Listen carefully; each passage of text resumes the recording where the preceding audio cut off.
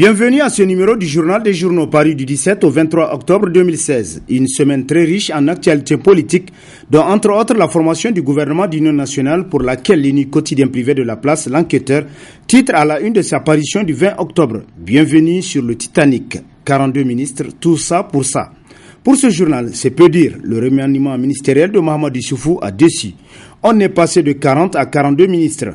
Le chef de l'exécutif apparaît aujourd'hui comme un monsieur bricolage, expert comptable en petits calculs politiques selon le quotidien, qui poursuit Bienvenue sur le Titanic, qui fut ce navire britannique qui a sombré en 1912 après avoir heurté un iceberg au large des Terre-Neuve.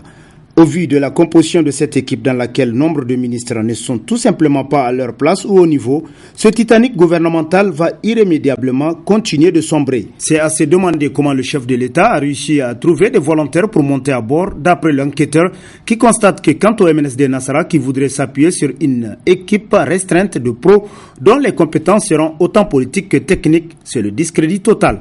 Car en acceptant de rentrer dans un tel gouvernement, le parti de Seyni Oumarou accrédite la thèse qu'il est justement venu pour le mangeement, souligne l'enquêteur. Présentation du projet de budget de l'État à l'Assemblée nationale quand l'absurdité se mêle aux mensonges, s'exclame l'hebdomadaire L'Actualité, qui rappelle qu'hier déstabilisateur de tous les régimes qui se sont succédés, aujourd'hui au pouvoir à la suite des élections passablement démocratiques, nos politiciens sans légitimité aucune sont incapables d'ambition à moyen ou long terme. Le projet du budget de l'État 2017 en est la parfaite illustration.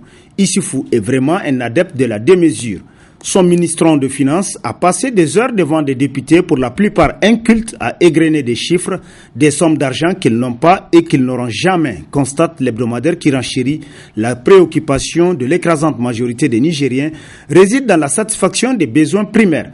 N'est-ce pas utopique que de bâtir son développement sur des fonds que les Blancs voudront bien nous donner? S'interroge l'Actualité. Jeu de peau de banane au MPR Jamhouria Abouba Albadé, un expert en manœuvre de bas étage, a constitué l'un des titres à la une de l'hebdomadaire Le Courrier, pour qui dire qu'Albadé Abouba adore les coups bas est un euphémisme. Son domaine de prédilection, ce sont les trahisons politiques et autres manœuvres de bas étage. Un soi-disant leader qui manigasse même contre ceux qui ont placé en lui leur confiance, selon le journal qui nous apprend que s'inscrivant dans un agenda politique inavouable, Albadé prend pour cible Amadou Salifou et Wassalke Boukari. À ce jeu ignoble, l'ex-ministre de l'Intérieur semble imbattable, constate Le Courrier qui renchérit, et dans son entreprise de torpillage, Albadé Abouba s'appuie sur ses hommes de main recrutés dans les rangs de Jamhouria. Pour sa part, le bi-hebdomadaire Le Monde d'aujourd'hui, dans sa parution du 19 octobre, titre à travers son éditorial « L'heure est grave ». Ce journal rappelle que le jeudi 6 octobre 2016, le camp de réfugiés de Tazalita dans la région de Tawa est attaqué. Bilan, 22 soldats des forces de défense et de sécurité nigériennes tués. Une semaine plus tard, le vendredi 14 octobre, le citoyen américain Jeffrey Work est enlevé chez lui à Abalak Tawa par des individus qui ont tué de sang-froid son gardien ainsi qu'un garde national.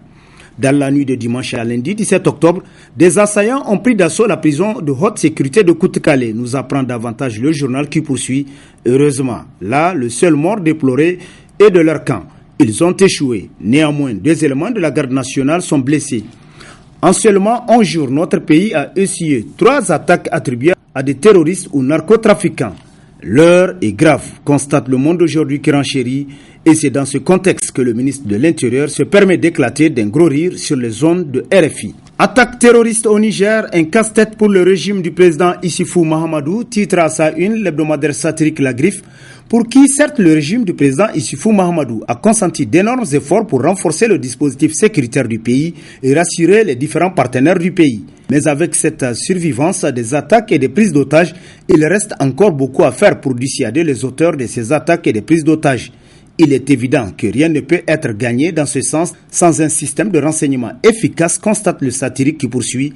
Or, comme le président Issoufou Mahamadou l'a lui-même reconnu lors d'une de ses interventions publiques, les forces de défense et de sécurité nigériennes n'ont pas les moyens appropriés pour avoir tous les renseignements possibles. L'hebdomadaire Le Nouveau Républicain, dans sa rubrique Société, titre « Après le déguerpissement, l'insécurité s'installe ». Ce journal nous apprend qu'en ces lieux, avant qu'ils ne soient rasés, ont remarqué une certaine ambiance allant jusqu'aux premières lueurs du jour. Dans certains quartiers de la capitale, autour des boutiques, s'y trouvaient des petits commerces. Les couche-tard n'avaient aucune inquiétude et savaient qu'il ne manquerait pas de quoi mettre sous la dent, même s'ils rentraient tard la nuit, constate le journal, pour qui depuis les choses ont changé. Un silence de cimetière y règne désormais. L'insécurité ayant un allié objectif, l'obscurité, les populations empruntent ces voies avec la crainte d'être attaquées. Plusieurs cas d'agression sont signalés ces derniers temps dans les coins où les kiosques ont été démantelés. Vol à l'arraché ou par embuscade, nous apprend le journal qui poursuit qu'en cette période où les défis sécuritaires se posent avec acuité, il n'est pas exclu que les ennemis de notre pays en profitent pour accomplir leurs sales besognes. Simple avis, l'État, rien que l'État. Titre dans ses colonnes l'hebdomadaire Le Républicain qui nous apprend que le gouvernement a engagé une opération de recensement du parc automobile de l'État. C'est le Premier ministre en personne qui s'occupe de ce dossier, apprend-on. Il a demandé au président des institutions de la République et au ministre de l'IFER le point des véhicules utilisés par leurs structures respectives. C'est une bonne chose, car il y a une réglementation sur l'utilisation des véhicules de l'État qui est allègrement foulée aux pieds. N'importe qui peut avoir un véhicule pourvu qu'il dispose de solides relations avec ceux qui gèrent le parc de leur structure, constate le journal qui poursuit. Mais ce qu'il faut craindre, c'est que cette opération meure de sa belle mort, comme tant d'autres opérations de même nature. Souvenez-vous de l'opération de recensement des villas de l'État. Il a été relevé que des individus occupent des maisons de l'État sans en avoir le droit et sans rien payer depuis des années. D'autres plus cupides ont mis les maisons en location pour eux-mêmes, selon l'hebdomadaire qui renchérit, comme si ces maisons leur appartenaient. Ils perçoivent des frais de location à la fin de chaque mois. Ce dossier a été mis dans les tiroirs, constate le Républicain. Sur tout un autre plan, les maires et le sorgho pourri a constitué l'un des titres à la une de l'hebdomadaire Le Sens de l'Histoire, qui nous apprend que les problèmes ainsi rencontrés par les maires concernent une affaire de vente de sorgho qui avait été dispatchée dans le pays sur ordre des autorités nationales et par le canal de l'Opéven, c'était en 2014. Le gouvernement avait décidé de repartir entre les diverses communes rurales du pays du sorgho afin qu'il soit vendu dans le cadre de la vente des denrées alimentaires à des prix modérés selon le journal qui poursuit plus loin qu'il y en a ainsi d'importantes quantités de sorgho invendus, mais malheureusement stockés ne supportant pas une longue conservation. Le sorgho s'est détérioré et selon certains observateurs, il était même devenu pourri et impropre à la consommation d'après le Sens de l'Histoire. Niamey est trop sale, s'exclame le bimensuel L'autre essor, selon qui, en fait, il faut le dire, Niamey est trop sale et le programme Niamey-Niala n'a absolument rien fait pour débarrasser la capitale de ces ordures monstres. Idem, les collectivités qui perçoivent les taxes de voirie et autres taxes connexes devront permettre, dans un élan de bonne gestion, de régler cette épineuse question qui tire notre capitale vers le bas, constate le journal qui poursuit plus loin. Niamey a l'image véritablement d'une ville poubelle, sans règles d'assainissement et sans une mairie responsable qui regarde ce phénomène jusque-là sans une réponse appropriée. Et sur ce prend fin le présent numéro de la revue de presse.